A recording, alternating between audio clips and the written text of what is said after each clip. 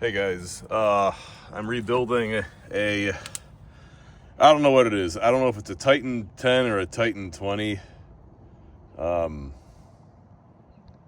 surge brake on a trailer.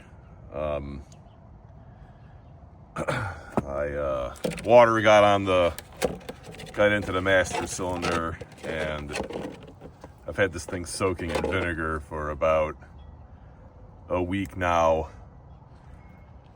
Trying to get all the rust and stuff out of here, and I am unable to free the piston inside of this thing.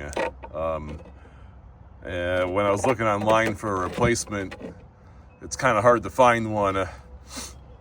And if you do, they're like $150 for like a used one, or $200 for a new one.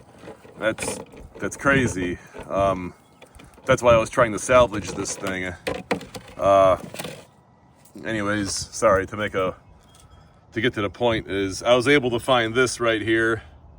This is for a Jeep CJ or a DJ, and it appears to have the same size piston. It fits like perfectly fine here.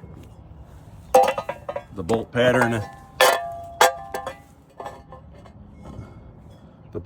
that it needs in order to bolt inside of here is the same,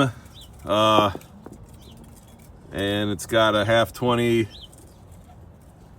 like threaded fitting on the front, just like this trailer has.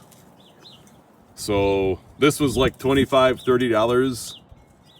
I don't know, took me a while to figure all this out, trying to help you all out if you guys are in the same situation I am. Later.